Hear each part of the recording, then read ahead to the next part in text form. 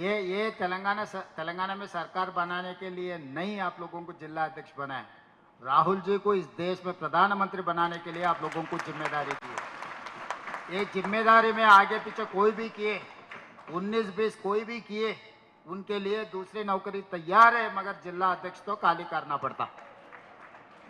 क्योंकि मैं 3 साल काम किए, मैं मेरा वर्किंग प्रेसिडेंट उसी दिन बोले जिस दिन मैं जिम्मेदारी लिए 6 महीने के बाद, भाई 3 साल मैं काम करूंगा, 3 साल के अंदर एक असेंबली इलेक्शन, एक पार्लियामेंट इलेक्शन 3 साल के अंदर आ जाएंगे।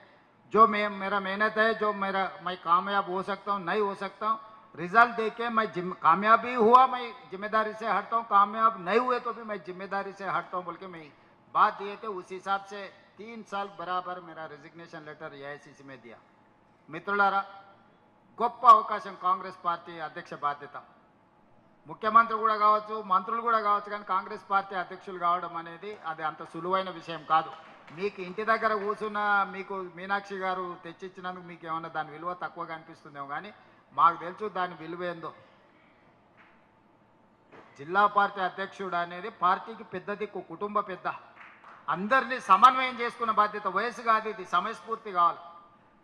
చాలామంది యంగర్ జనరేషన్కి డిస్ట్రిక్ట్ పార్టీ ప్రెసిడెంట్స్ వచ్చినాయి, యంగర్ జనరేషన్ కాబట్టి ఎవరి దగ్గరకు పోయినా మీరేం నామోషిగా ఫీల్ కాకండి। ఇవాళ ఓటు అడుక్కోనికే సర్పంచ్ కింద మీరు నిలబడతారంటే గుడిసెకు పోయి కడుపులో తలకాయ పెట్టి కాళ్ళకి దండం పెడుతున్నాం ఒక్కొక్క ఓటు కోసం।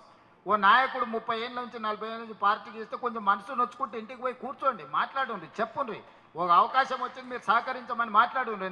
నాకు అధ్యక్షుడు ఇచ్చినప్పుడు ఎంతమంది సీనియర్ నాయకులు ఇళ్లలోకి వచ్చినా మీరు చూడలేదా? ఇది నా కోసం నీ కోసం కాదు, పార్టీ కోసం।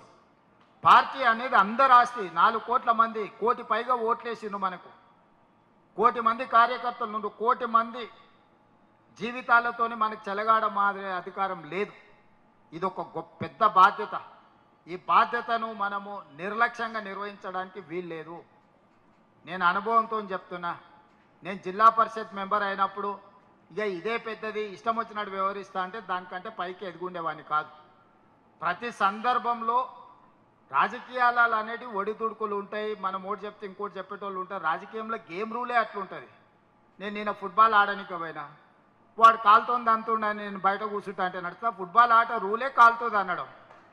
రాజకీయాలలో కూడా కాళ్ళలో కట్టె పెట్టేది గేమ్ రూలే, ఎవరో ఒకరు పెడుతూనే ఉంటారు, కట్టె తీసి పక్కన వేసుకొని ముందలుకోవాలి, కానీ నా కాళ్ళలో కట్టె పెట్టి నేను బోర్లో పడతా। ఇక బోర్లో పడ్డా కాబట్టి నేను లేవను, మళ్ళా మీనాక్షి మేడం, మహేష్ గౌడ్ గారు వచ్చి మాకు చేయబట్టి లేపాలంటే ఇది కుదరదు। అధ్యక్ష, స్పష్టత ఉంది కదా? రాజకీయాలలో ఒక ఫండమెంటల్, ఒక బేసిక్ రూల్ ఉంటుంది, ఎవరో ఒకరు వచ్చి కాళ్ళలో కట్టె పెడుతుంటారు, దాన్ని ఏం మీరు పెద్ద సమస్యగా చూడకండి, అందరికీ ఉంది ఆ సమస్య। ఏఐసిసి అధ్యక్షులు రాహుల్ గాంధీ గారికి అప్పుడప్పుడు G23 అని శతకాలు పెడుతుంటారు, దేశం కోసం సర్వం ఇచ్చిన గాంధీ కుటుంబం మీదనే కాగితాలు పెట్టే పార్టీ, అంత స్వేచ్ఛ ఉంది కాంగ్రెస్లో। కాంగ్రెస్లో స్వేచ్ఛ ఉంది కాబట్టి 140 ఏళ్ళైనా కాంగ్రెస్ పార్టీ ఉంది। స్వేచ్ఛ లేకపోతే మిగతా రీజనల్ పార్టీ లాగా, జనతా పార్టీ లాగా, మిగతా పార్టీ లాగా ఎప్పుడో మూత పడుతుండే। ఇందులో అన్ని రకాల మనస్తత్వాలు ఉన్నోళ్ళు ఉంటారు। హిందువులలో ఎన్ని దేవతలు ఉండరు, ఎంతమంది దేవుళ్ళు? 3 కోట్లు ఉండరా? ఎందుకున్నాయి?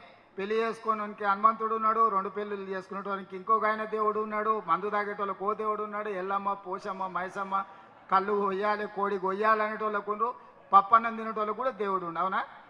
అన్ని రకాల దేవుళ్ళు ఉన్నారు। కాంగ్రెస్ పార్టీ కూడా అన్ని రకాల మనస్తత్వాలు ఉండే, అన్ని రకాల మనుషులను కలుపుకొని పోయే పార్టీ కాంగ్రెస్ పార్టీ। దేవుడి మీదనే మనకు ఏకాభిప్రాయం లేదు। ఒక ఆయన వెంకటేశ్వర స్వామికి మొక్తా అంటే, ఒక ఆయన ఆంజనేయ స్వామికి మొక్తా అంటాడు, ఒక ఆయన లేదు నేను అయ్యప్ప మాలేస్తాను, ఇంకొక ఆయన అంటే లేదు నేను శివమాల వేస్తాను, 3వ ఆయన అంటాడు, అవునా? ఇవన్నీ మనం చూస్తున్నాం కదా। దేవుళ్ళ మీదనే మనకు ఏకాభిప్రాయం తీసుకురాలేకపోయినప్పుడు రాజకీయ నాయకుల మీద, జిల్లా అధ్యక్షుల మీద ఏకాభిప్రాయం ఉంటుందని నేను అనుకోను। కాకపోతే మంచి అభిప్రాయం అయితే ఉండాలి, మంచి అభిప్రాయం లేకపోతే ఇక అది మనకు ఉపయోగం ఉండదు। దయచేసి నిన్నటి వరకు మీరు ఎట్లున్నారని నేను అడగదలుచుకోలేదు। ఎన్నో ఏళ్ళ పరిణామ క్రమంలో కొందరు నచ్చుతారు, కొందరు నచ్చరు, ఒకసారి నమస్తే పెడితే పెట్టలేదనో, మనం పెడితే వాడు పెట్టలేదనో, ఏవో చిన్న చిన్నవి ఉంటాయి, అవి మీరు బాధ్యత తీసుకున్నాక వదిలేయాలి। ఈ రోజు నుంచి మీరు ఛార్జ్ తీసుకుంటారు, ఈ రోజు నుంచి మీలో మారిన మనిషి కనిపించాలి। నేను కూడా ముఖ్యమంత్రి కాకుండా నాకు మస్తు మంది మీద కోపం ఉండే, రూమ్ లేచి కట్టే తీసుకొని అలసిపోయిన దగ్గర కొట్టాలని కోరిక ఉండేది। కొట్టే అవకాశం వచ్చినప్పుడు ఆలోచన చేయడం మొదలుపెట్టింది. ఇట్లా కొట్టి మన సమయం ఎందుకు వృధా, మన మన మన శక్తిని అంతా ఎందుకు వేస్ట్ చేసుకోవడం అని. కాబట్టి ప్రజలకు పనిచేసే పని మీద ఉన్నా. మీకు కూడా మీకు పదవి రాకముందు చాలా మంది మీద కోపం ఉండొచ్చు. ఇప్పుడు